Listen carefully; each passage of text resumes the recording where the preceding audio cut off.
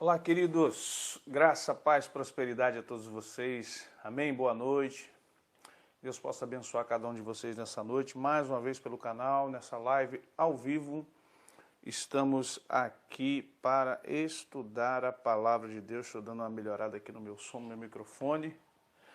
Deus possa abençoar cada um de vocês. De volta ao dia normal. Semana passada, infelizmente, tivemos que jogar para terça-feira, porque eu tinha um casamento para fazer dos nossos missionários do Senegal. Já de cara, peço a você que vai deixando seu like, você que já é aluno, você que já conhece o canal, você que já tem, se está conosco aqui no canal, deixe seu like conosco, em nome de Jesus, já participe. E nós estamos na aula de batalha espiritual, estamos no curso de batalha espiritual, dando continuidade. A semana passada, passamos até do horário, né? Na semana passada o negócio foi tão bom que fomos direto. E temos um horário para fazer. O que eu vou pedir aos irmãos, além de deixar o seu like, é claro, que cada um de vocês, eu tenho 1 hora para dar aula, queridos. Então, o que acontece? Se todos fizerem perguntas, eu tenho que parar. Às vezes tem pergunta que é pertinente. Mas se todos começarem a perguntar e bater papo, querer trocar chat, fazer grupo de WhatsApp, não vai dar certo. O que vai acontecer? Na próxima aula, eu vou, infelizmente, desativar o bate-papo, o chat.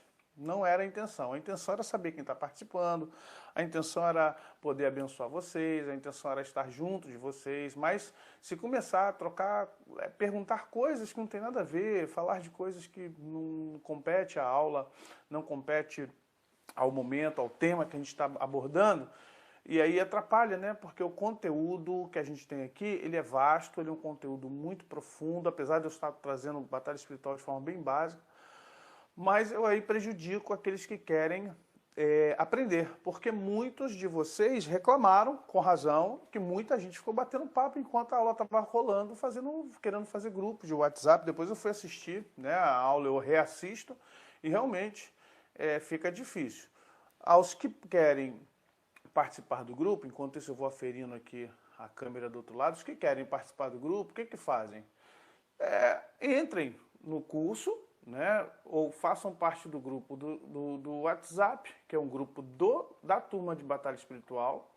Tem uns irmãos que pagaram para isso, estão aqui nisso. Não é questão de dinheiro, é uma questão de que a gente aloca recursos para isso. Então esses irmãos, poxa, eles se colocaram à disposição para esse tempo. Então, em nome de Jesus, eu peço a vocês, além de deixar o like, aquela coisa toda, respeite também esse tempo aí, porque a aula é para todos, independente se pagou, está no grupo, se não pagou, não está no grupo, se está aqui recebendo esses ensinamentos de forma gratuita, não importa. O importante é que todos participem, todos possam ter a condição de ser abençoados nesse momento. Tá bom, amados? Eu agradeço, eu conto com a colaboração de vocês. Eu estou mostrando aí para vocês o CAT, no Facebook tem esse grupo. Para vocês que querem estudar, tá cheio de matéria lá. O CAT no Facebook, ele existe já há 5 anos.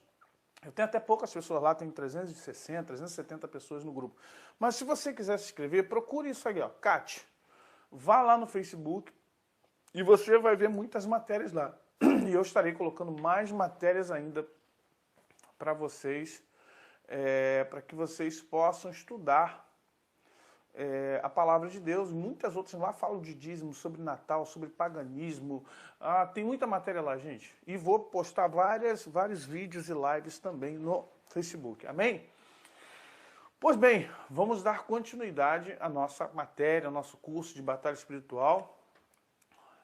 Ainda há tempo para você se inscrever. Recebi essa semana quase 10 inscritos novos, e o grupo está com quase 30 pessoas, né? Temos quase 30 alunos no grupo, e louvo a Deus pela vida de vocês. Peço paciência um pouquinho, estou respondendo aos poucos, tá, irmãos? Porque a semana do pastor está atarefada. Estarei viajando agora para Santos e Votorantim esse final de semana, então eu dou aula aqui também presencial na igreja, né? Tem uma escola de cura e restauração, área de libertação também, então a gente está numa correria muito grande fora a igreja. Então agora a gente vai ter um tempinho semana que vem, meada da semana que vem, o tempo vai estar um pouquinho mais liberado e a gente vai estar respondendo muito mais para os irmãos, ok? Então, quem quiser fazer parte do curso, está aí a apostila do curso em PDF, certificado, mais o livro A Intercessão Profética, que é um livro de batalha espiritual.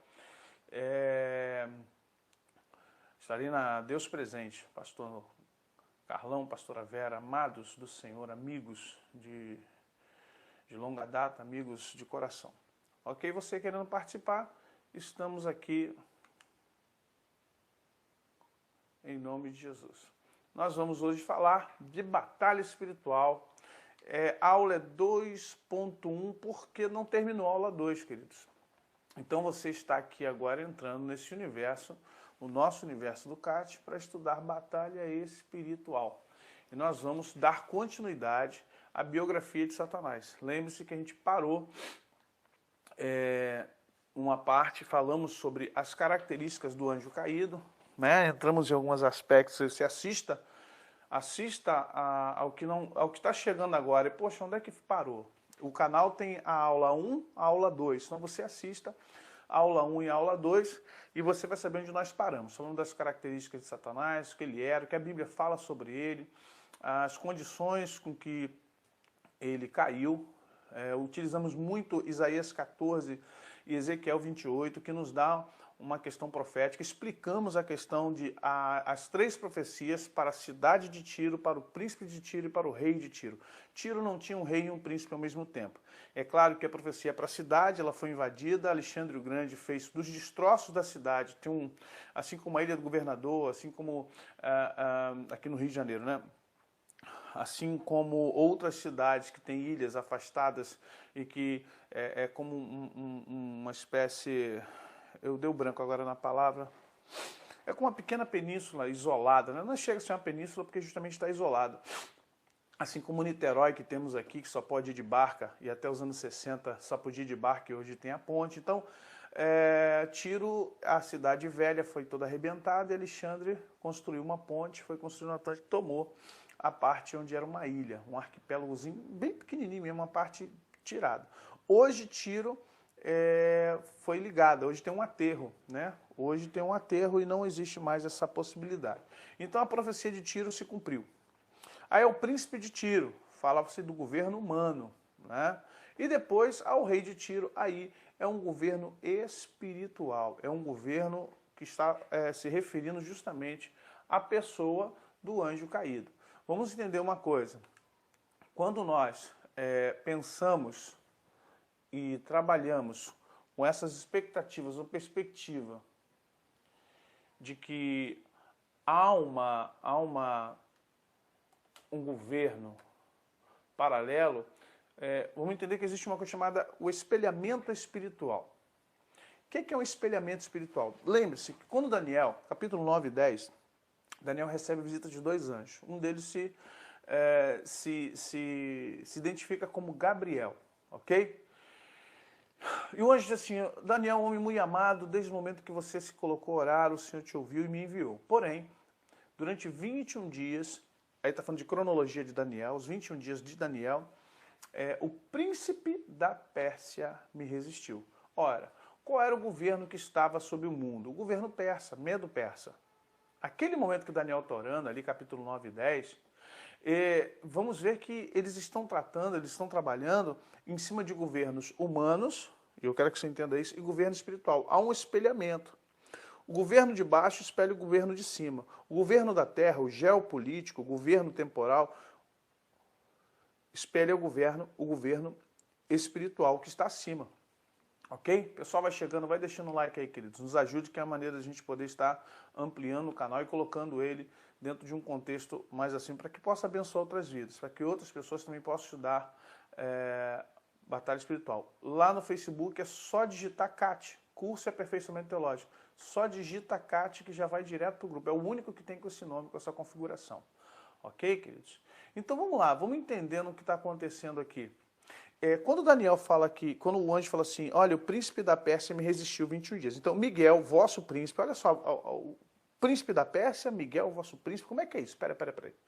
Vamos entender que dentro do contexto de espiritualidade das nações, dentro da terra, Satanás, quando vem E aí vamos trabalhar em cima do contexto bíblico, né? Quando fala de 1/3, e o dragão, lá em Apocalipse, diz que o dragão com a sua cauda arrastou 1/3 das estrelas. E sabemos que o contexto estrelas na Bíblia fala muito a respeito de anjos. Quando Deus fala com Jó, onde tu estavas quando eu brincava com as estrelas? Brincava, Deus falou assim, quando eu estava junto com os meus anjos, jubilando, dançando com eles. É interessante essa poesia em Jó, né? Tu estavas aonde, Jó? Então vamos entender que quando falamos de estrelas, e até Satanás mesmo chama de filho da alva, estrela da manhã, e aí vem a questão da Septuaginta, a questão da Vulgata de Lúcifer, que não tem na Bíblia portuguesa, não tem na Bíblia de língua portuguesa. Então vamos entender que hoje, Satanás, vamos estudar aqui um pouquinho à frente, trabalha com hierarquias. E além de hierarquias geopolíticas, há também um rodízio. Há um rodízio de principados sobre a terra. Tá bom? Vocês têm que aprender isso. Cada era tem um principado. Paulo fala de principados, potestades. Claro que Paulo está fazendo uma alusão governamental, política dos tempos dele na questão romana. E a gente pega isso e traz um paralelo para entender como as questões espirituais são hierarquizadas. Agora, a hierarquia que tem não foi Satanás quem criou. Satanás trouxe a hierarquia do céu. Essa hierarquia que ele utiliza com os seus demônios, ela é a hierarquia copiada do céu. É claro que a forma como é utilizada é uma forma, infelizmente, para a maldade. E ele aproveita essa profunda organização espiritual que é entre os espíritos malignos. Engana-se, preste atenção, há pessoas que acham que infelizmente, a paz, querido, pastor Epaminondas, Deus abençoe. As pessoas acham que alguns acham, todos não, alguns acham que o inferno é extremamente desorganizado e que demônio, que a gente fala de castas, legiões, que deve ser uma bagunça, né? O inferno é uma favela. Olha, é terrível, é horrível, nunca fui, graças a Deus, nem quero ir e luto a Deus, peço a Deus para manter meu chamado, meu foco, prosseguindo para o alvo, para não ir ao inferno. Mas o pouco que eu entendo, o pouco que eu estudo, as revelações que eu já tive, os embates que eu já tive com várias espécies de espíritos malignos, demônios, não faço entrevista, mas em alguns momentos de trabalhos mais profundos do que está dentro da igreja, ou seja, dentro do satanismo, com ex-satanistas, com ex-bruxos, nós aprendemos, entendemos e o Senhor nos permitiu entender algumas coisas importantes para a batalha espiritual. E uma das coisas que eu vou dizer para você, o inferno é organizado, Satanás é organizado, a igreja não é, infelizmente. Satanás obriga seus demônios, os demônios não são unidos, deixando bem claro, os demônios não têm amor no coração. Por que eles estão em trevas? Porque o que alimenta eles é o ódio, o ressentimento, a mágoa, a ira, a inveja. Eles lutam entre eles por território, mas são obrigados, a si mesmo, a conviverem de forma harmoniosa. Entenda o que é harmonia. Harmonia não é paz, mas de forma harmoniosa em prol de um governo satânico. Assim como num clube de futebol, numa equipe de futebol, você deve ter 3, 4 jogadores que não se falam, mas em prol da equipe eles têm que jogar um para o outro, senão a equipe perde. A equipe perde, eles não ganham dinheiro, vão embora. Os demônios do inferno é a mesma coisa. Ninguém ama ninguém. Os demônios não amam, mas em compensação são obrigados a trabalhar de forma harmoniosa, sabe? Para que o reino das trevas possa prosperar. E prosperando, os demônios também crescem. E crescendo, eles saem do inferno. O último lugar que os demônios querem estar é no inferno. Uma das coisas que você tem que entender. Os demônios querem estar na terra ou nas regiões celestiais. Alguém perguntou onde é as regiões celestiais. As regiões celestiais é uma esfera, é um tribunal de Deus. Vamos estudar isso lá na frente. As regiões celestiais não é o inferno, as regiões celestiais não é o céu. Antes que alguém... filho, só estudando escatologia. Eu falei, não vou responder outras coisas, sistema besta, escatologia. Vamos lá na escatologia que vocês vão entender sobre essa questão. Então, o que acontece, queridos? Inferno, terra, regiões celestiais. Entendam isso. Eu estou falando só de forma analógica, só para você entender. tá? Não quero botar espaço, o inferno está em cima, o inferno está embaixo. A palavra ínferos vem do latim e significa inferior. Hades é uma das palavras usadas para inferno, é mundo subterrâneo. Então, se eu pensar em inferno, eu sempre tenho que pensar um pouco abaixo. Se está dentro do centro da Terra, não, pelo amor de Deus, não quis dizer isso. Eu estou dizendo que dentro de uma questão de trevas, né? Escuridão, trevas. Se você pensar em termos sônico, o que é uma nota aguda? Uma nota aguda vai para cima, frequência hértica lá em cima. Uma nota grave, frequência hértica abaixo. O agudo, nota abaixo.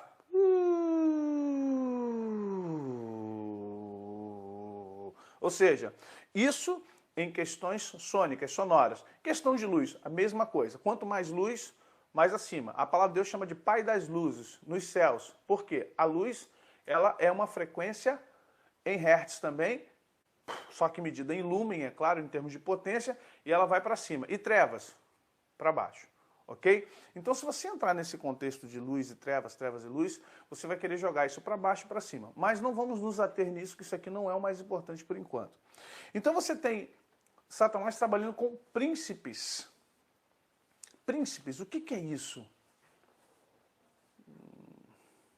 Então, essa questão dos príncipes, Satanás trabalha com hierarquia. E o próprio anjo disse, Daniel, quando eu sair, virá o príncipe da Grécia. O que acontece no contexto histórico do príncipe da Grécia? É que no século III a.C., quem vem? Alexandre Magno ou Alexandre o Grande. Alexandre é o príncipe de onde? Da Pérsia, perdão, da Grécia. Ele é o soberano da Grécia. Então ele está dizendo o seguinte, vai trocar o comando mundial. Eis aí, vai trocar o comando mundial. O comando mundial vai ser trocado dos medo-persas da Pérsia para os gregos. Vocês estão entendendo também a estátua de Nabucodonosor? Aí você vai ver que um príncipe saiu, acabou um tempo de um príncipe espiritual, entrando outro príncipe espiritual. É quando vem as dispensações históricas da Terra. Batalha espiritual, gente, não é só mandar o demônio sair, não. Não é só gritar, sai, sai, sai, sai do nome do Senhor, porque seu nome é santo, é fogo consumidor, debaixo do meu pé. Quem dera a batalha espiritual fosse só isso. Quem dera eu não tivesse que estudar geopolítica, história, se eu não tivesse que estudar sociologia, se eu não tivesse que estudar psicologia social. Quem dera pudesse a batalha espiritual fosse... Deixa eu só acertar minha cadeira aqui. Quem dera a batalha espiritual fosse algo tão fácil, tão simplesmente como alguns irmãos escrevem. Não, irmão, é só ter autoridade do nome de Jesus. Tá bom, querido. Então vá para frente do Mar Vermelho e faz ele abrir de novo. Vá para frente do Rio Jordão e dê ordem para ele parar de novo. Tá bom? Rodeia uma muralha igual a de Jericó, aproveita da China e tenta derrubá-la de novo no nome de Jesus. Não é assim, não. É muito simplismo isso. Achar que é simplesmente falar e fazer e está acabado. Não funciona assim. Primeiro você tem que ter uma autoridade a nível profético muito grande. O nome de Jesus tem todo o poder, mas nós não temos. O nome de Jesus pode tudo, mas nós não podemos. O nome de Jesus é poderoso para fazer coisas que a gente nem imagina, mas eu sou limitado. O nome de Jesus ele tem um poder, ele ativa o poder em mim, a qual estou preparado para utilizar. Só houve um Moisés, só houve um Elias, só houve um Paulo, só houve um Jesus. Então, o nome de Jesus ele tem poder adequado ao nível de unção que eu tenho. O que alguém faz em nome de Jesus não quer dizer que eu vá fazer, não. Ah, mas Jesus não falou se em meu nome... Ah, mas antes de Jesus falar se em meu nome, ou aquilo que vocês pedirem em meu nome eu darei, fala assim, eu sou a videira verdadeira, meu pai é agricultor. Todo aquele que estando em mim, opa, para você fazer o que eu fiz, obras como as que eu fiz, maiores que as que eu fiz, você tem que estar em mim. Estar em mim significa dizer o que Paulo diz lá em Gálatas capítulo 2, 19 e 20. Já estou crucificado com Cristo, portanto não vivo eu, mas Cristo vive em mim, e o viver que eu vivo agora, eu vivo pela fé no Filho de Deus, o qual me amou e se entregou por mim mesmo. Então, para eu dizer que eu vou fazer igual a Jesus, eu tenho que estar 100% em Cristo. Se eu não estou em 100% em Cristo, o nome de Jesus não é 100% para mim. É isso que eu quero que vocês entendam. O nome de Jesus é poderoso. Amém. No céu, na terra, debaixo da terra, foi dado um poder, um nome sobre todo nome. Isso aí, ponto pacífico, ninguém discute sobre o nome de Jesus. Agora, o que discute é o meu nível de unção para usar o nome de Jesus. Muitas vezes eu fui expulsar demônios em alguns lugares e já tinha obreiros lá 2 dias, 3 dias orando, buscando, suando, cansado, sabe? E numa luta tremenda. E pastor, o negócio aqui tá feio, já oramos, já cantamos, já pulamos, trouxe uma irmã não sei de qual igreja, e o demônio não vai embora, porque... E muitas vezes chegamos lá, falei, dá licença, por favor, saia um pouquinho, deixa só aqui o necessário. E em 2 minutos, pronto, acabou, o demônio foi embora. Oh, irmão é poderoso. Não, não tem irmão poderoso. Não existe irmão poderoso. Porque existe um nível de autoridade espiritual para poder lidar com essa situação. Quando os discípulos lá no capítulo 9 e 10 de Marcos tentam expulsar o demônio de um menino, que o pai de Jesus estava no Monte Tabor. Lembre-se, Jesus estava com Moisés e Elias. E quando ele desce, o homem diz assim, roguei aos teus discípulos para que pudessem me ajudar e eles não puderam. E Jesus fala, senhor, geração incrédula, até quando vocês vão me ter convosco? Amigos, amados, deixe o seu like, tá bom, irmãos? Louvo a Deus pela vida de vocês, mas quem lembrar, deixa o likezinho para nos ajudar. Que ele não possa, infelizmente, decifrar o sonho agora, tá bom? Vocês escrevam para o número do WhatsApp lá, senão vai ficar difícil, infelizmente. Mas vamos lá. Quando Jesus fala assim para aqueles, até quando vocês me terão convosco? Ô geração hipócrita, incrédula. Ô gente, o que está vendo? Vocês estão discutindo aí? Aí vamos lá. Ele vai expulso o demônio do garoto. Quando ele volta com os discípulos meio sem graça, olha para Jesus assim, Senhor, mestre, por que nós não podemos expulsar esse demônio como o Senhor expulsou? Porque nós ficamos, enquanto o Senhor estava lá em cima, ficamos um tempão tentando expulsar esse demônio e não conseguimos. Por que nós não conseguimos? Aí Jesus falou uma coisa interessante. Essa casta não sai senão com jejum e oração. Há quem diga, escribas que diz que a palavra jejum foi colocada ali, ou oração foi colocada pós-script. Tá, não interessa se foi colocado pós-script. Importante é o sentido que Jesus falou. Essa casta, ou seja, esse nível de confronto, esse nível de guerra, só sai com pessoas que estão capacitadas através de jejum e oração. Por que através de jejum e oração? Porque se você for lá em Gálatas no capítulo 5, você vai ver as obras da carne e as obras do Espírito. O apóstolo Paulo começa dizendo assim, olha, se vocês estiverem no Espírito, vocês não satisfarão as concupiscências da carne. Porque as obras da carne são blá, blá, blá, blá, blá. As obras, o fruto do Espírito é amor, alegria. Então você vai ver que Paulo está dizendo o seguinte, olha só, se vocês querem viver de uma forma que vocês possam confrontar esses poderes, vocês terão que ter uma vida baseada numa vida espiritual, que tem como ferramenta também o jejum e a oração. Senão, do contrário, essas castas, essas legiões vão aparecer para vocês e vocês não conseguirão expulsá-las. Então vamos entender que o nome de Jesus é poderoso, mas eu também tenho que ser poderoso, o ser humano tem que buscar um poder ao nível do nome de Jesus. O nome de Jesus está aqui, eu estou aqui, fica difícil eu falar em nome de Jesus, em nome de Jesus, em nome de Jesus. Não vai. Não vai porque é um nível de poder que eu tenho que estar empoderado nele. Eu preciso estar agregado a esse nome, eu preciso estar no mesmo nível do nome de Jesus para alguns aspectos de batalha, ok? Então vamos entender que esses príncipes, eles vão fazendo o quê? Eles vão trabalhando de eras em eras. Vamos pegar conceitos de batalha espiritual. Satanás é opositor de Deus e seu reino, e adversário do homem na terra. Do hebraico, transliterado Satã, quer dizer adversário. No grego koiné, Satanás é Satanás. Então Satã no grego e no koiné, Satanás, adversário, ok? O termo grego Satanás aparece na Septuaginta apenas para os adversários humanos. Ou seja, Septuaginta estamos falando do Antigo Testamento traduzido para o grego. No caso dos adversários angélicos, a palavra grega diabolos é usada. No Novo Testamento, os dois termos são intercambiáveis, embora diabo é usado 4 vezes para humanos. Vamos entender que as pessoas acabam tendo dúvidas, né? Entendimento teológico moderno. Diabo, acusador ou caluniador. Vamos entender aqui. Acusador, caluniador. E Satanás, opositor ou adversário. Quando Jesus diz assim, vá de retro, Satanás, tu és para mim uma pedra de tropeço. Muita gente engana, eu já vi pregadores falar assim, Pedro estava endemoniado, Pedro estava com Satanás. Gente, vamos lá, vocês estão num curso de batalha espiritual. E a primeira coisa que vocês têm que aprender em batalha espiritual é serem lúcidos. Lucidez em batalha espiritual. Batalha espiritual começa primeiro com muito temor, com muita humildade, com muita sabedoria, com muito amor e com lucidez. Se você não tiver lucidez, Satanás ele enfraquece a tua mente. Além de enfraquecer a sua mente, ele também te confunde com falsos conceitos. Pedro não estava endemoniado. A palavra Satanás, vou colocar ali novamente, a palavra Satanás, utilizada por Jesus, como diz ali, opositor ou adversário. Primeiro, Jesus estava fazendo um trocadilho.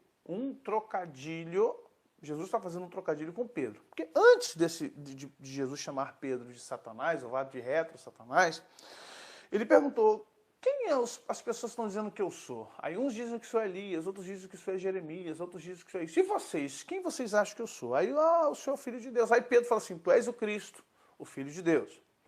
Aí Pedro ouve de Jesus a seguinte frase, bem-aventurado és tu, Simão Barjonas. Ou seja, Simão, filho de Jonas. Porque não foi carne e sangue, não foi ser humano quem te revelou essas coisas, mas foi o meu Pai. Olha que lindo. Aí Pedro falou, opa, recebi uma revelação que ninguém recebeu. Maravilha. Aí Jesus continua o seu discurso. Aí Jesus fala assim, é necessário que o Filho do Homem vá a Jerusalém, e sofra, e seja preso, seja açoitado e morra. Aí Pedro chama Jesus, Senhor, não faça isso. Tu nunca passarás por isso, eu não deixarei. Tu não vai morrer na cruz, e tu não vai acontecer. Aí Jesus olha para ele assim, vá de retro, Satanás. Tu és para mim uma pedra de tropeço. Vamos entender o contexto bíblico, a lucidez é, para trás de mim, meu inimigo. Para trás de mim. Agora, Pedro, eu te chamei de... Eu falei que sobre esta rocha, eu falei que tu és Pedro, e sobre essa pedra edificaria a minha igreja, e as portas do inferno não prevalecerão contra ela. Eu disse que você era bem-aventurado, porque foi carne e sangue que te revelou, mas foi meu Pai, mas agora você está se tornando um inimigo da obra da redenção. Para trás de mim, vá de retro, para trás de mim, inimigo. Pedro não estava endemoniado, Pedro não estava com Satanás no couro.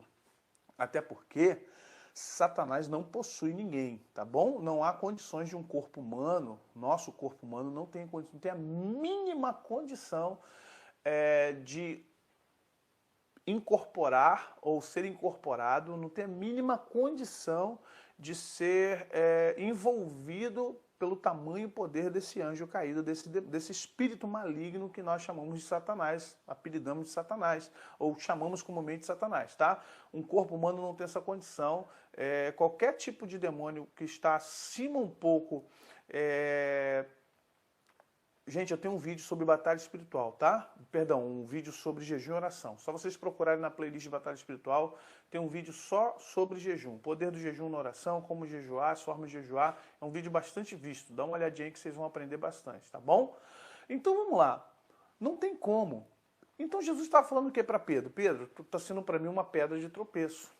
Tu está sendo um Satanás, você está sendo um inimigo, você está sendo um opositor da obra de Deus. Você está sendo opositor de uma obra salvífica. Então, para trás de mim, você não está sendo meu amigo. Nesse momento, você está sendo inimigo da obra de Deus. Ok, gente? O que mais nós temos que aprender sobre Satanás? Satanás é opositor de Deus e seu reino e adversário do homem na terra. Sede sóbrios e vigiais, porque o diabo, vosso adversário, anda em derredor, bramando como leão, buscando a quem possa tragar. Primeiro, Satanás não é adversário de Deus. Satanás é opositor. E há uma diferença muito grande de opositor para adversário. Não é só uma questão semântica, é uma questão de entendimento profundo. Primeiro, adversário é adversus. Significa estar do outro lado. Essa mão é adversária dessa mão. Por quê? Elas são iguais, elas têm poderes muito próximos. Então, essa mão é adversa dessa. Então, elas podem ter uma luta de forma igualitária. Ok? Então, isso é adversário. Agora, com relação a Deus, Deus é muito grande. Satanás é menos que esse meu dedão polegar. Olha aqui. Então, Satanás não é adversário de Deus, porque Deus é muito maior que Satanás. Satanás é um opositor, ele se opõe, ele perturba, ele inferniza no sentido de inferno, ele atrapalha, ele tenta. Viste, meu servo Jó, de onde vem Satanás? Ah, quer atrapalhar? Então, ele é opositor, ok, gente? Ele é um opositor. Infelizmente, nós quebramos e confundimos essa questão de ser adversário e opositor. Ele é nosso adversário.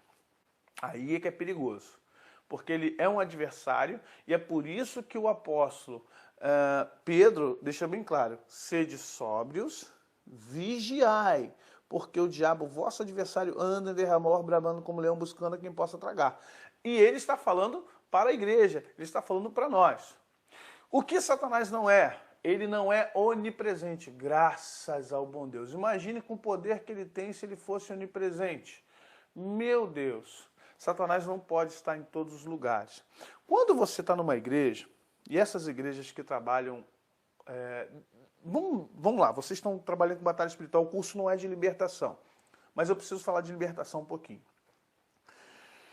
Quando alguém na igreja diz assim, quem é você, demônio? Eu tenho um vídeo no meu canal sobre isso, eu denuncio esse tipo de coisa. Cara, eu sou Satanás. Mentira, não é Satanás. Tá bom? Tá usando o apelido, tá querendo causar alguma coisa. E há igrejas que, infelizmente, a pessoa nem está possuída nada, ela não está possessa, ela não está tomada, ela não está alterada no seu estado de consciência, é teatrinho, é para causar medo, é para tirar dinheiro, é para ganhar oferta, é para dar marketing para a igreja, mas a pessoa nem está em estado de possessão nenhum, aí o cara diz que ele é Satanás. Mentira, não dá para ser Satanás. Primeiro, porque ele não é onipresente. O que é onipresença? A onipresença é uma característica de Deus. Deus está em todos os lugares. Em todos os lugares ao mesmo tempo. E se eu for para a física quântica, se eu entrar na questão subatômica, na questão dos veios temporais, das fendas temporais, e aí Deus controla tudo isso, ele é Deus, gosta as pessoas de ciência ou não, acha que a ciência é inimiga da Bíblia ou não, para mim não é. A ciência é minha amiga, muito pelo contrário. Cada vez que eu estudo a ciência, mais ela me mostra a Deus. Cada vez eu amo mais a Deus por causa da ciência. Quanto mais eu estudo química, mais eu amo a Deus. Quanto mais eu estudo física, mais eu amo a Deus. Quanto mais eu estudo astrofísica, mais eu vejo Deus. Quanto mais eu estudo história, eu vejo Deus. Então a ciência, para mim, na verdade, é um meio de eu me aproximar de Deus, não me afasta de Deus. Pelo contrário, me faz entender a Bíblia melhor ainda do que eu entendia. Mais do que, às vezes, a teologia. Então, vamos lá. Então, vamos lá. O que ocorre é... Gente, eu não posso responder aqui, senão eu vou parar toda a aula, tá? Eu deixei lá no início do curso, eu pedi para vocês mandarem eu vou deixar o telefone, vocês vão mandar para o WhatsApp, aí eu respondo para vocês, tá bom? Senão, que você for responder, você tem 155 pessoas assistindo. Imagine se eu começar a responder a cada uma. Fica muito difícil para mim. Então, vamos lá. Ele é onipresente? Não, não é onipresente. Por quê? A onipresença é um atributo de Deus. A onipresença significa que Deus está em todos os lugares ao mesmo tempo. Ele está comigo, ele está com você, ele está com um irmão no Japão, ele está com outro irmão na China, ele está com outro irmão em Portugal, ele está com outro irmão na Inglaterra, ele está com outro irmão no Chile, ele está com outro irmão nos Estados Unidos, na Groenlândia, ele está com outro irmão na Austrália, ou seja, ele está em todos os lugares ao mesmo tempo. A nossa mente não consegue entender isso porque nós somos finitos. Nós não temos como estar em dois lugares ao mesmo tempo. Então, como é que eu vou compreender um ser que pode estar em 2, 3, 4, em milhões de lugares ao mesmo tempo? Porque é o Espírito eterno. A onipresença de Deus, para que eu e você entenda, ela tem a ver com a sua... ela tem a ver muito mais... Perdão, a onipotência de Deus tem a ver com a sua onipresença. Porque para Deus ser onipotente, ele tem que ser onipresente. Como assim? Os três atributos de Deus, eles se completam. Para Deus ser onisciente ou saber tudo, ele tem que estar em todos os lugares com todos. Para Deus ser onipotente, ou seja, todo o poder, ele tem que saber tudo, tem que estar em todos os lugares. Então, Deus é onipotente porque é onisciente. Deus é onisciente porque é onipresente. E Deus é soberano porque ele é onipresente, onisciente e onipotente. É lindo saber disso, é lindo você entender isso. De onde vem todo o poder de Deus? Do seu saber. Ele sabe tudo. Ó, a profundidade das riquezas, tanto do conhecimento quanto da sabedoria de Deus. Então vamos lá, ele sabe tudo. E por que ele sabe tudo? Porque ele está em todos os lugares ao mesmo tempo, ligado e conectado a tudo. Mas como é que Deus pode fazer isso? Começa tudo justamente na onipresença. A onipresença é a base do poder da onisciência, é a base do poder da onipotência de Deus. E Satanás não tem nenhum desses três atributos. Aleluias por isso. O que é a onipresença? A onipresença Dentro de um contexto atômico, dentro do contexto físico, você sabe que um átomo ele tem prótons, elétrons e nêutrons. E esses elétrons, eles se deslocam quase ao mesmo tempo de um lado para o outro. Eles estão em vários lugares ao mesmo tempo, numa velocidade que é a velocidade da luz, né? Uma velocidade espantosa. Só que Deus controla o tempo. Quem controla o tempo é soberano de tudo. Por quê? Ao controlar o tempo, e aí eu quero que você tenha mentalidade para entender o poder de Deus, aí eu digo, Deus é poderoso demais, gente. Ele para o tempo aqui, vai para lá, volta a ter tempo ali, e para mim, que estou de fora como observador, e Einstein fala sobre isso, naquela questão de estar fora do ônibus, vendo o movimento, estar dentro do ônibus, você está parado em relação aos movimentos, ou seja, o que está lá fora, você está dentro do ônibus. Em relação ao ônibus, você está parado, mas o ônibus, em relação às coisas, está andando. E você, em relação à observação, está vendo o ônibus andando e você também está parado. Isso tudo chama-se relatividade do tempo.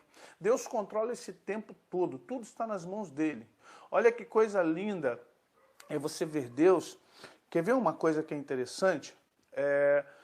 A nossa chegada aqui, o início da aula é passado, já falei sobre isso uma vez, mas só para lembrar, a nossa chegada aqui, ou seja, para essa aula é passado, o que eu estou falando é presente, quando for terminar é futuro, mas ainda estamos no presente. Não acabou o presente. Deus, se Ele quiser, e você e eu não saberemos, quando a gente fala assim de livramentos ocultos. O que é livramentos ocultos? É quando algo acontece e nem eu e você sabemos que aconteceu. Mas isso não quer dizer que é só uma coisa oculta, não quer dizer que Deus pode, não está na Bíblia, não quero que você elucubre coisas, mas Deus pode mexer. Se você vê filme de ficção científica, é lindo saber que Deus controla tudo isso. É você saber que você pode. Deus pode mexer com você, tirar você de um lugar, colocar em outro, voltar o tempo, mexer no tempo, ser o teu passado e você nem saber que isso aconteceu, porque a sua consciência está muito abaixo dos limites temporais. E a consciência de Deus comanda todo o tempo. Por isso que Satanás não tem como, ele não consegue, ele é derrotado por causa disso, ele não tem onipresença, ele não pode estar em qualquer lugar ao mesmo tempo. Ou ele está num lugar fazendo algo, ou ele está em outro. Ele não pode estar em vários lugares ao mesmo tempo. Entendeu, queridos? Infelizmente, a gente acha que Satanás pode estar em todo lugar. A pessoa vai dar testemunho, meu irmão, eu tive um embate com Satanás. Como assim? Que Satanás que você teve embate? Qual Satanás? Não teve. Primeiro porque o papel dele dentro dessa proeminência terrestre, dessa proeminência no reino espiritual, é muito acima de qualquer situação que você consiga vislumbrar. Então, ele é onisciente, por ser onipresente, ele sabe de tudo. Deus, Satanás não. O que Satanás não sabe? Satanás não pode ler seu pensamento nem o meu. Ele pode fazer o quê? Leitura comportamental. Aí você vai entender Efésios capítulo 6, diz assim, olha, portanto, tomai toda a armadura de Deus para que possais ficar firmes contra as astutas ciladas do diabo. A palavra ciladas no grego vem como metodeias, metodologia. O que é metodologia? Metodologia é uma observação, é um empirismo. Satanás quer fazer algo contra você, ele criou uma metodologia empírica, onde primeiro os demônios te rodeiam. Vigiai, o diabo anda ao vosso derredor, bramando como um leão, buscando a quem possa tragar. O que é isso? Bramando como quem possa tragar, ao vosso derredor. Estudando você, estudando seus vícios, estudando a sua forma de pensar, seu jeito de agir, de reagir. Satanás, antes de te atacar, ele faz um dossiê de você. Ele, antes de te atacar, ele já sabe quem é você, quais são os seus gostos, o que você gosta de fazer, onde você gosta de ir, com quem você conversa, programa de televisão que você gosta de ver, comida que você gosta de comer, com o que você gasta, a sua atitude emocional com relação às coisas, a sua fidelidade a Deus, a forma como você pensa o mundo, a forma como você reage ao mundo, a maneira como você gosta de se vestir, tudo é levado em conta. Tudo é levado em conta. São relatórios passados de baixo para cima. Se eu sou alguém, antes que alguém faça uma pergunta, que todo curso de batalha espiritual o pessoal me pergunta, pastor, mas como se o senhor acabou de dizer que o diabo ele não é onisciente, como é que ele sabe as coisas de mim? Olha só, são milhões, milhões e milhões e milhões, multiplica por milhões, milhões. Se você hoje tem 7 bilhões de seres humanos, eu penso que no mínimo, em termos de espíritos malignos, um espírito maligno, você deve ter 3 ou 4 vezes mais. Então, se você tem 7 bilhões de seres humanos, eu estou chutando, irmão, não tem número exato para isso, tá bom? Quero que você entenda isso. Que para cada ser humano, talvez haja 4 espíritos malignos, 4 anjos caídos, 4 demônios. Então, se você tem 7 bilhões de seres humanos, você joga por 4, 28 bilhões. Então, você imagine que haja isso. É só uma imaginação, tá bom? Só para você entender. Por favor, não tem número estatístico para isso. Então, o que ocorre? Se nós temos os espíritos familiares, estamos estudando batalha espiritual para você entender isso. Se nós temos o espírito familiar, o que é que o espírito familiar faz? O espírito familiar é alguém que está na sua família, sua forma de dizer, tá? É um espírito que está na sua família há 4 gerações, há 5 gerações, há 6 gerações, há 10 gerações, ou seja, está há 500 anos, 600 anos na mesma linhagem de família. Você não sabe, você não lembra nem o nome do seu tataravô, mas o demônio passou por todas as linhagens da sua família e chegou até a sua família, até a sua casa. Então, o que acontece? Você vai entender que esses demônios conhecem a sua família, conhecem a forma como vocês trabalham, conhecem o temperamento dessa família. E, dependendo da família, se é uma família sem Deus, sem Jesus, é uma família que vai ser, inclusive, induzida por ele a obter certos vícios. Vícios de pagodão, de funk, de cigarro, de drogas, de álcool, de prostituição, de adultério. Ou seja, os próprios demônios vão influenciar as famílias a andarem num aspecto de vida para que eles possam ter todo o conhecimento a respeito daquela família, daquela pessoa. Se não tem isso, não é um espírito familiar, e aí vamos entrar na seguinte situação. Satanás só vai tomar conhecimento de mim ou de você, Satanás só vai se interessar por mim ou por você, se formos como Daniel, se formos como Jó, se formos como José, se formos como um dos grandes homens de Deus, como Paulo. Se a gente for muito abaixo deles, eu te garanto que Satanás não quer receber relatório, não quer saber quem sou eu e você, porque ele tem demônios aqui na Terra que já estão olhando para mim e para você, e já estão buscando cuidado contra nós, já está tentando manter uma armadilha para nós. Por que pastores caem? Por que grandes servos de Deus caem? Vou dizer uma coisa para você. Coisa mais fácil que tem é criar armadilha para crente. Tudo tonto, cai. Cantorzinho, vende 100 mil CDs, ele diz que canta mais que todo mundo.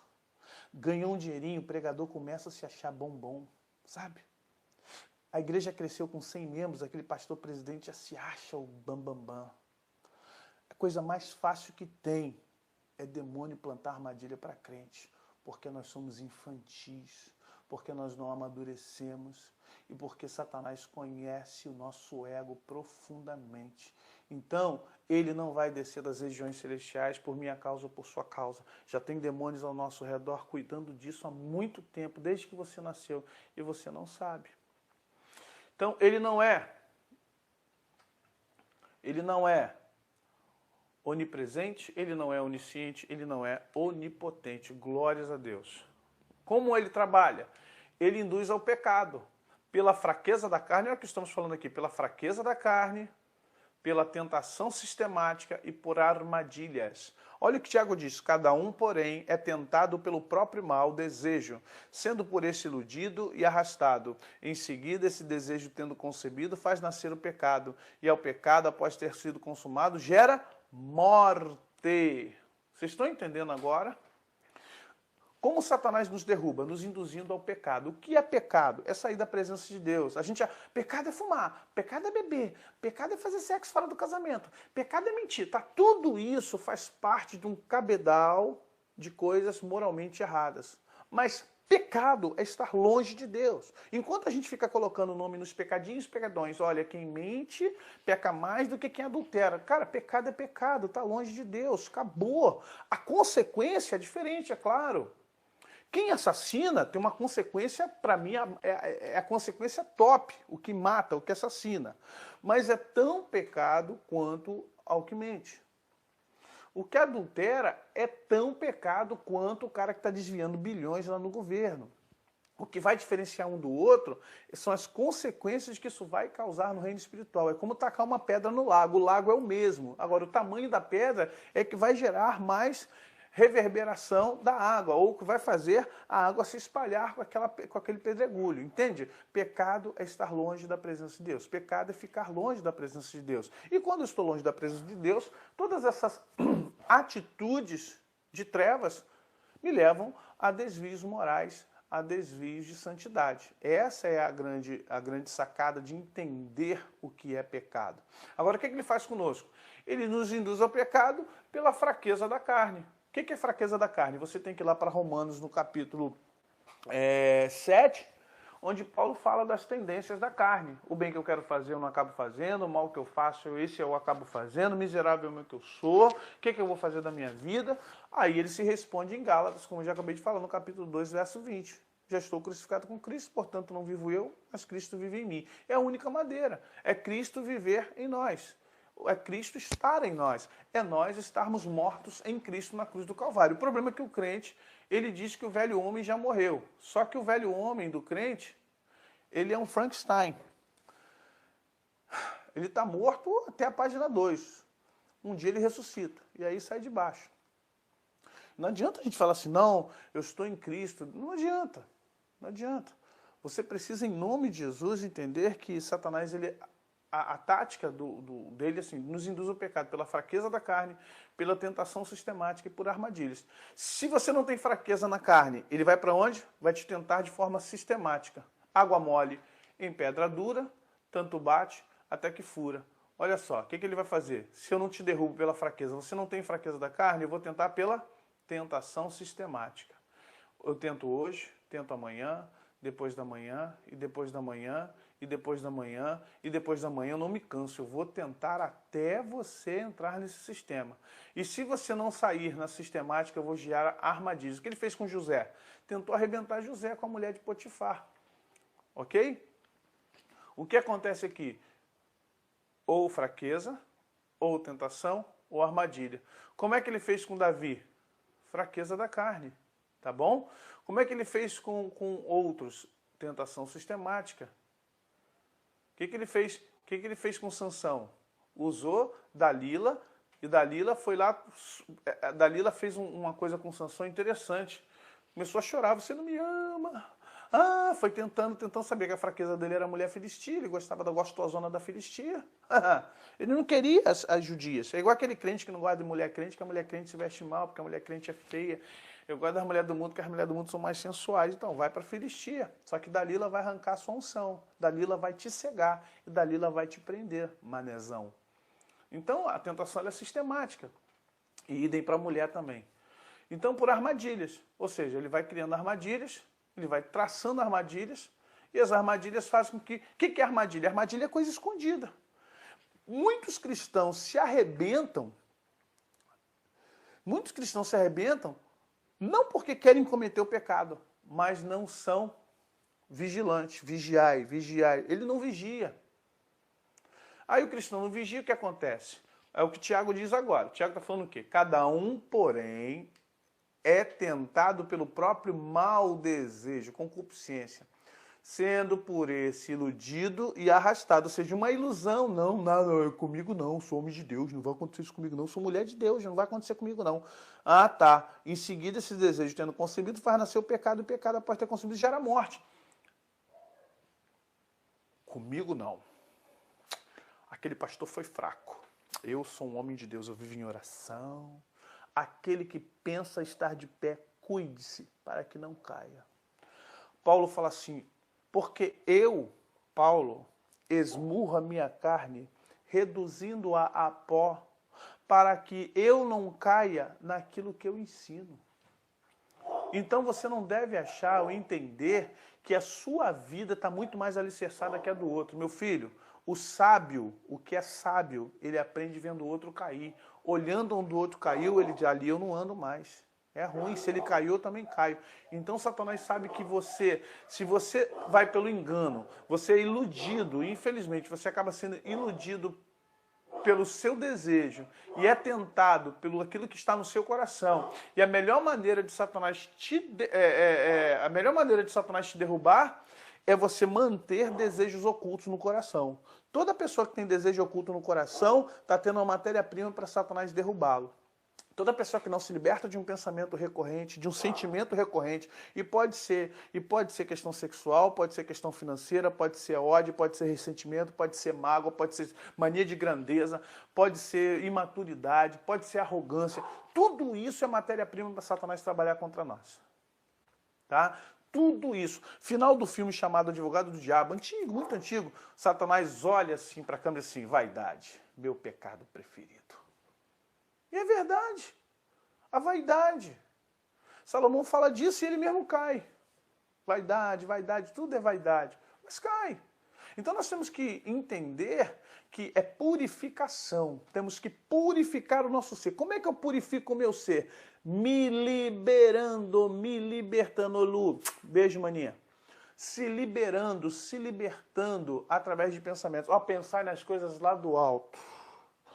Cantar louvores, olha, cante louvores. O que faz a gente pensar besteira? Nós temos os 5 sentidos. Nós somos regidos por 5 sentidos sensoriais, para fora. 5 sentidos é de fora. Ó, eu vejo, eu ouço, eu sinto cheiro, eu toco, eu tenho paladar, eu tenho palato, ou seja, eu infelizmente uso esses 5 sentidos, ok? Tenho necessidades sensórias. Eu estou na minha. Quando eu vejo um filme de violência, o que acontece? Todo filme de violência, qual é o enredo do filme de violência? Qual é? Um pessoal mau, um vilão que mata o órfão, que mata pai e mãe, deixa a criança órfã, que assassina, que desgraça, que solta bomba, e que mata inocente, e que faz crueldade, e que tem requintes de crueldade. Aí você está vendo o filme, como é que você fica? Tem que morrer, desgraçado. Meu Deus, ninguém vai aparecer. Tem crente que começa a orar, Jesus amado. Dá um jeito nesse homem. É um filme, gente. Pelo amor de Deus, já foi gravado há 2 anos. Dá um jeito nesse Satanás. Tira esse Satanás da terra. Oh, meu Deus, como tem gente assim. Olha o que está acontecendo com você. É um filme. É uma coisa que no momento é mentirosa, é alusiva, mas está contaminando você. Por quê? Você já está com seu coração já ruminando uma vingança contra aquele personagem. Pode ser filme de Super-Homem, X-Men, pode ser... Você já começa, ó...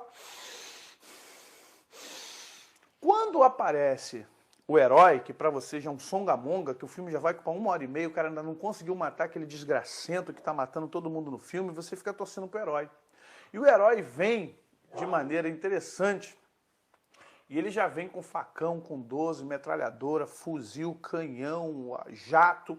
E quando ele mata o cara, é interessante que alguns não gostam como o vilão morre. Se o vilão morrer na explosão, alguns falam assim, como assim?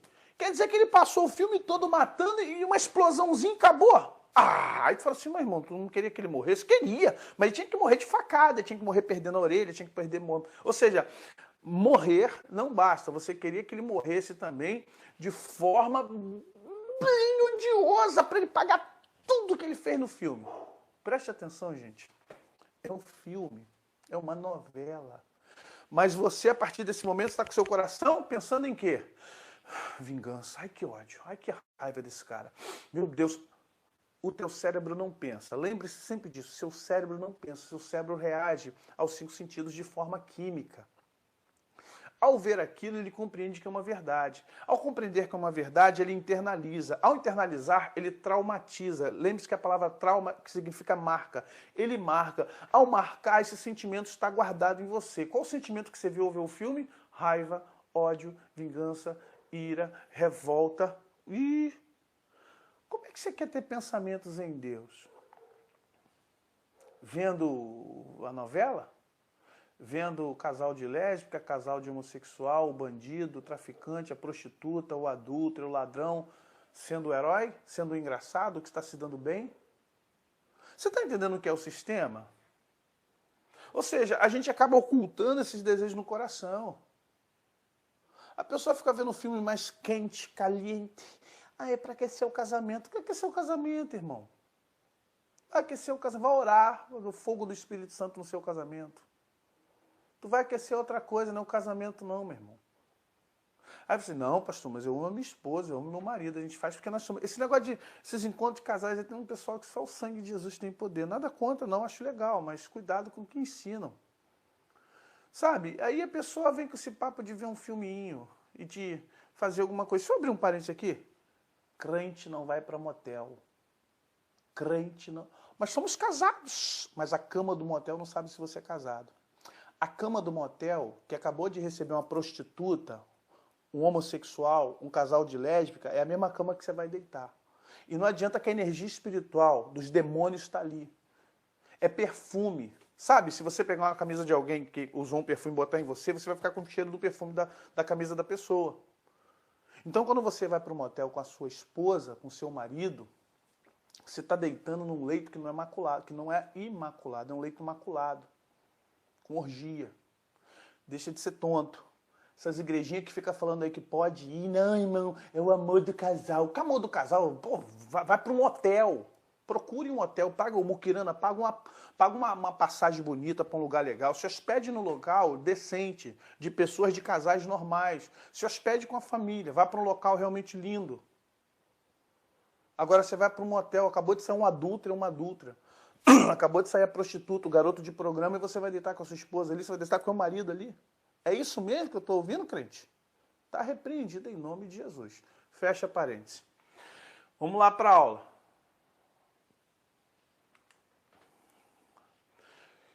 Satanás é extremamente inteligente. O que é extremamente inteligente? Trabalha com hierarquias espirituais. Observe e conhece o homem profundamente. Seduz e gera pactos de riqueza e poder. Olha aqui onde é que o homem cai. Riqueza e poder, vaidade. Promove sofrimentos e incertezas existenciais. Vamos por partes. Olha aqui, ó.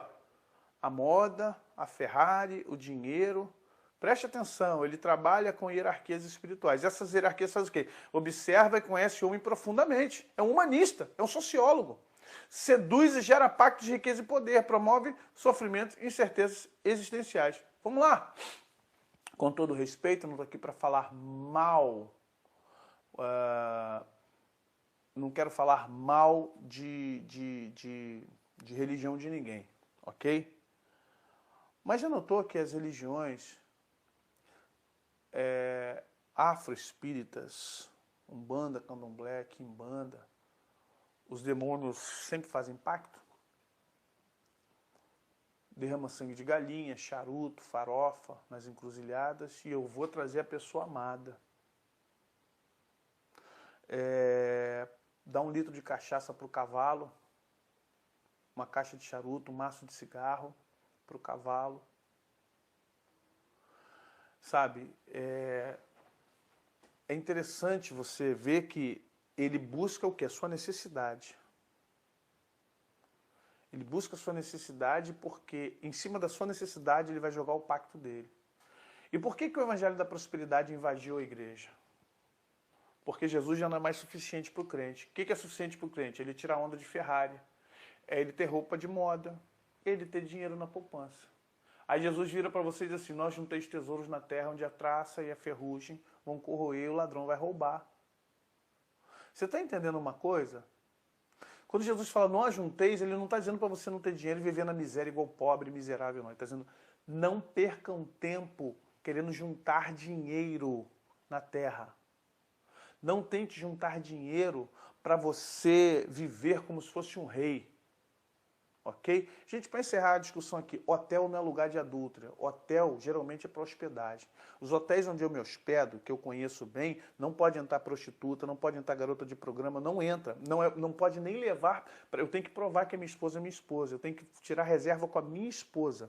Ok, gente? Não é assim não. Se esses hotéis, esse é hotel barato, vagabundo, mulambento. Hotel decente, hotel que você paga uma diária decente, negativo. Tá? E se o funcionário do hotel for pego, facilitando a entrada de...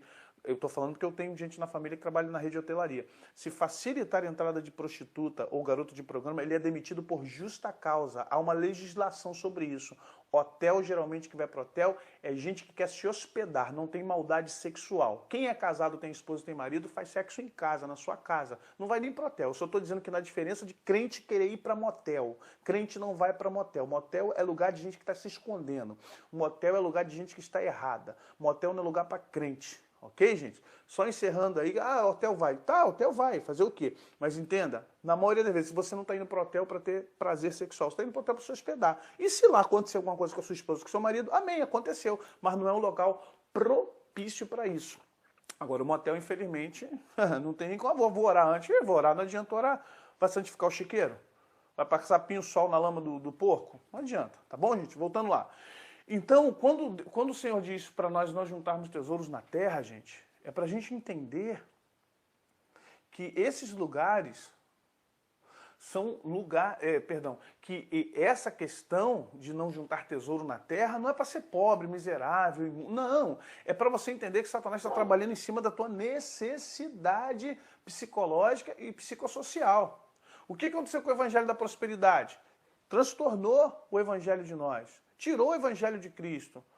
Por quê? Meu irmão, você vai receber, levanta a mão aí, você vai receber, Deus vai te colocar numa situação. E Satanás fala, isso aí, vamos fomentar a vontade, a raiz de todos os males não é o dinheiro. A raiz de todos os males é o apego, é o amor ao dinheiro. Ok? Paulo, quando fala sobre isso, escreve a Timóteo a questão de homens avarentos. Quando Paulo começa a recomendar a Timóteo para ele sair desse nível de entendimento, para ele não ser mais desse jeito, vamos compreender que não é contra a prosperidade do ser humano. Prosperidade não é você ser rico. Prosperidade é você não passar necessidade. Davi disse, eu fui jovem, hoje eu estou velho, mas nunca vi um justo desamparado, nem a sua geração mendigar o pão. Então, ser próspero significa você ter a graça de Deus sobre a tua vida, não lhe faltar nada. Isso é prosperidade. Agora, ter dinheiro, guardar dinheiro, juntar dinheiro, Satanás trabalha nisso porque a gente tem necessidade, a gente quer estar bem na fita. A gente quer o carro novo, a gente quer a casa nova, a gente quer o perfume caro, a gente quer o sapato caro, a gente quer o relógio caro, a gente quer tirar onda, desculpa, com a família, a gente quer chegar na igreja, o povo vê que a gente está arrumadinho com a roupinha de grife, a gente... Vaidade. O que eu falei no final do filme Advogado do Diabo? Vaidade, meu pecado preferido. E aí, em cima da vaidade, a gente perde o que é mais essencial. Como Satanás trabalha? Ele tem ataque contra a igreja, a família, homens e mulheres de Deus. Se você olhar ali contra a igreja, como é que é o ataque dele contra a igreja? Na incredulidade. Já notou o que está acontecendo com a igreja hoje? Você fala de milagres e cura e fica assim, será? Porque essa geração não vê mais cura, essa geração não vê mais milagre. Então, quando fala de cura e milagre, a gente fica assim, a igreja entrou num estado de incredulidade muito grande, gente. Muito grande. Antigamente fala assim, Deus vai curar, a gente, aleluia, dava salto, pirueta, dançava um moonwalker, batia palma, era arrebatado, só de ouvir falar que Deus ia curar. Hoje em dia, só acredito vendo, é ruim, vai curar, ora, não acontece nada. A incredulidade começa com o próprio cristão da igreja. Então ele trabalha forjando o quê? Ele trabalha forjando o que na igreja?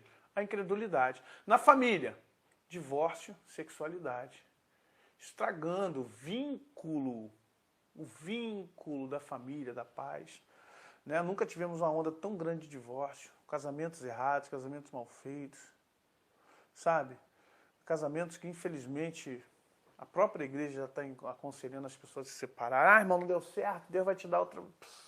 Cuidado, não é bem assim não, irmãos. Por fim, homens e mulheres de Deus. Como é que ele? Estou falando de homens e mulheres de Deus. Como é que ele ataca homens e mulheres de Deus? Ataques espirituais, psicológicos, financeiros, faltou um Nzinho aqui, financeiros e sociais. Gente, essa parte é interessante. Olha como é que ele ataca homens e mulheres de Deus. Ataques espirituais, psicológicos, financeiros e sociais. É complicado.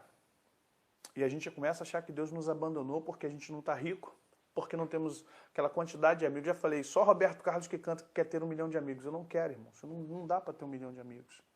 E também ataques espirituais. Mas você tem que louvar a Deus. Se você está sendo atacado espiritualmente, é sinal de que você oferece algum tipo de resistência a ele. Queridos, vamos parar aqui, na próxima aula já está aí. A próxima aula, hierarquia de poderes, príncipes, governos, poderes regionais, dominadores, castas, legiões, demônios. Vamos falar como funciona esse aspecto da batalha espiritual, como a gente vai entender o que Paulo quis dizer com principados, potestades, dominadores, o que Paulo está falando dessa hierarquia espiritual, como funciona esse negócio de hierarquia espiritual. Eu peço a você, em nome do Senhor Jesus, que você deixe para a gente aqui, deixa eu achar aqui onde é que está, oh Jesus lindo, os telefones para que você possa falar conosco, você escreva, o telefone é o mesmo que está aqui, ó. Aí eu vou responder suas dúvidas. O 99210, ó, 99210-6828. Deixe suas perguntas aqui, porque durante a aula fica difícil, tá, irmãos? Liga para, deixa no WhatsApp, liga não, porque esse telefone não atende, ele só passa a sua mensagem. Mande sua mensagem para o 6828 e eu vou ao máximo responder você. E você quer participar do curso? Participa, querido. Olha, é bênção. Você vai receber o livro, vai receber a apostila, vai receber certificado e faz parte de um grupo seleto que está aqui sendo abençoado no nome de Jesus, tá bom? Deus abençoe você, Deus possa usar tua vida, Deus possa expandir o que Ele tem para você, que o Senhor te abençoe e te guarde, guarde a tua noite, tua família. Eu quero orar com você agora antes de terminar, amém? Pai bendito, em nome de Jesus, sinto a tua presença nesse lugar e sei que o Senhor está também com os meus irmãos. Declara agora a tua proteção, o teu poder, no nome de Jesus. Quebra toda a interferência na mente, liberta os que estão pedindo oração. Pai, em nome de Jesus, eu libero uma palavra profética para a tua vida, meu irmão, minha irmã, sobre a sua mente, sobre o seu corpo, que haja cura agora. Eu repreendo todo e qualquer demônio na sua casa, toda sombra, todo vulto. Em nome do Senhor Jesus, contra a sua vida não valerá e não vale encantamento. Pai, tira toda a cilada do diabo, avisa, Senhor, avisa teus filhos através de sonho e visão. Em nome do Senhor Jesus, amarra todo o poder, ó Deus, lacra agora, Pai, toda tentativa, Deus, do diabo, de demônios, de espíritos familiares, malignos tentar contra teus filhos. Senhor, por outro lado, aviva a alma dos teus filhos, aviva teus servos, aviva em nome de Jesus, para que eles possam abrir os olhos do entendimento e ver a tua mão poderosa sobre eles. Pai, fala com eles na madrugada, fala com eles, ó Deus, na igreja, fala com eles no metrô, no BRT, no trabalho, fala com eles em todos os lugares, fala com eles em casa, Pai, em nome de Jesus. Muito obrigado por essa aula, muito obrigado pela vida dos meus irmãos, assim te agradecemos. Amém. Queridos, Deus abençoe vocês. Até uma próxima semana, na quinta-feira, em nome de Jesus. E eu estarei dando aula também de escatologia. Vou anunciar no Facebook o dia da escatologia, tá bom, queridos? Só for definir. Deus abençoe todos vocês. Fiquem na paz. Amém.